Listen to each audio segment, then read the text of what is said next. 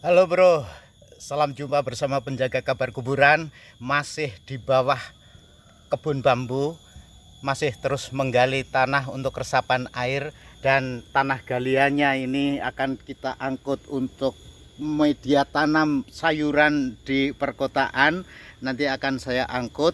Dan masih di bawah pohon bambu ini, kembali ingin saya ceritakan terutama kepada ente yang selama ini menjadi pengikut setia Bahar Smith, yang hari-hari ini masih terus membuat drama untuk seakan-akan playing victim, seakan-akan dianiaya, ditembak oleh orang yang tak dikenal.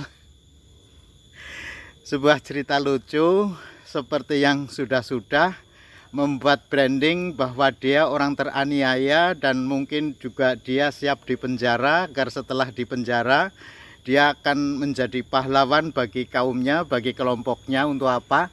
Ya tidak lain untuk membuat panggung sandiwara menjelang pilihan presiden nanti. Ya saya tahu kalau bicara soal kebun bambu, ada pohon bambu yang rimbun. Bisa saya perlihatkan di sini. Seperti kita tahu, pohon bambu itu banyak kemanfaatannya, dan yang harus diketahui ketika di bawah pohon bambu ini tumbuh, tak ada satupun tanaman jenis lain yang bisa tumbuh. Tetapi sebenarnya daunnya ini yang justru bisa menjadi pupuk baik andai kita proses dengan benar. Karena itu dari daun bambu ini akan saya proses, ya, akan saya angkut juga untuk difermentasi agar apa? Agar kita memberi manfaat yang lebih banyak dari dedaunan, dari benda-benda yang ada di muka bumi. Tugas kita karena menjadi khalifah di muka bumi, mengelola daun bambu menjadi lebih bermanfaat, itu juga bagian dari khalifah di muka bumi. Saya sudah bercerita soal itu, tetapi yang ingin kembali mengabarkan kabar yang terkubur, ya, karena saya juga kebun bambu ini berada di tepi, ya, di samping tanah pekuburan, tanah pemakaman umum. Itu bisa dilihat, itulah tanah pekuburan. Di atasnya ada pohon yang juga sangat rimbun, namanya pohon kepuh. Sebuah kesatuan komune, ya kan, sebuah kesatuan atau sebuah komune alam yang saling menghidupi. Kita tahu di alam kubur sana para arwah akan didoakan oleh tanaman yang tumbuh di atasnya. Seperti dalam satu hadis, Rasulullah suatu kesempatan berjalan di dekat kuburan.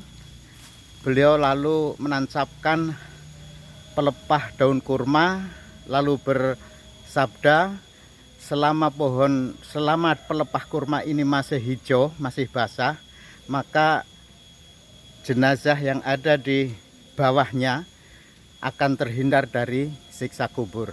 Artinya adalah di saat di atas makam itu ada pepohonan, maka arwah di dalamnya, di bawahnya itu, insya Allah terhindar dari siksa kubur, karena pepohonan itu mendoakan kepada jenazah yang ada di bawahnya. Apa artinya? Ya, kepada para pemuja Bahar Smith nih, ya, mulailah berpikir bahwa menjadi khalifah di muka bumi itu tidak semata membabi buta mencintai Bahar Smith dengan alasan mencintai Bahar Smith adalah mencintai zuriat Rasulullah. Tidak semata itu, karena sekarang Bahar Smith sedang dipertanyakan nih, zuriatnya, nasabnya, benarkah dia masih punya zuriat Nabi. Mencintai Nabi, iya betul, tetapi jauh lebih penting adalah mencintai ajaran-ajaran Nabi, ajaran Rasulullah. Ketika Rasulullah mengajarkan kepada kita menancapkan pelepah daun kurma, ya, di atas makam seorang sahabat, itu beliau memastikan bahwa selama pelepah daun kurma itu masih basah, dia terhindar dari siksa kubur. Artinya kalau kita menanam pepohonan di atas makam, maka pepohonan itulah yang akan mendoakan kepada arwah itu agar tidak agar terhindar dari siksa kubur. Itu pentingnya.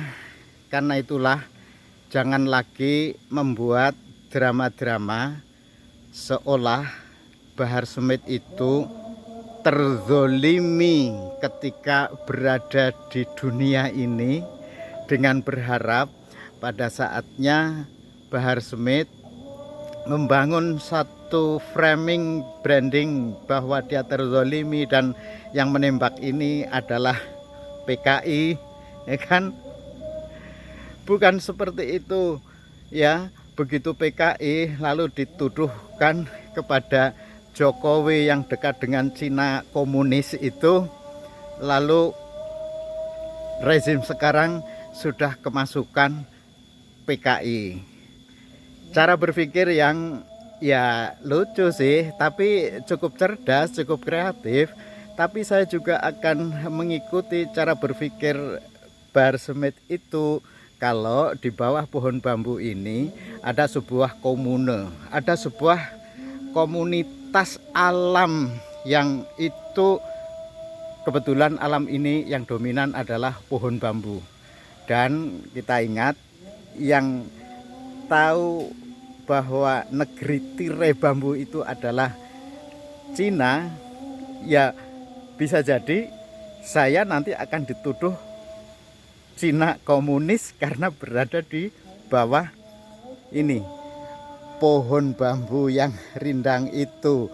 Lalu daunnya saya manfaatkan untuk nanti dijadikan pupuk, dijadikan kompos untuk menanam sayur-sayuran, dan itu menjadi siklus makanan kita, keluarga kita, tetangga-tetangga kita.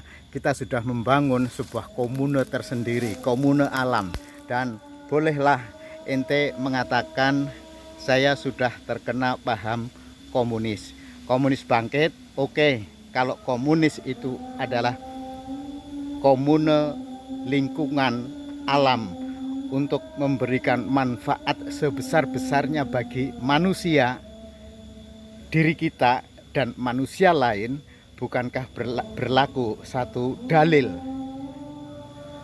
khairun nas anfa'uhum linnas, sebaik-baik manusia itu yang bermanfaat bagi manusia lain. Di bawah pohon bambu ini, tolong Bahar Smith dan terutama para pemujanya ini, ayo mulai waras dengan meyakini bahwa alam sekitar kita memberikan pelajaran yang sangat berharga agar kita senantiasa dekat kepada Sang Pencipta alam, ya. Lebih kita ternina bobo oleh doktrin-doktrin menyintai zuriah Rasul berarti menyintai Rasul, membenci zuriah Rasul, mencaci maki zuriah Rasul berarti mencaci maki zuriah Rasul.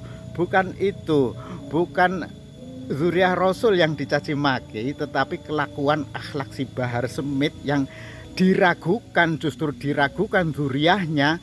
Maka kita menjadi semakin yakin bahwa yang menista Nabi, yang menista ajaran-ajaran Rasul itu adalah orang-orang yang mengaku zuriah Rasul. Itu pelajaran dari bawah pohon bambu, ya.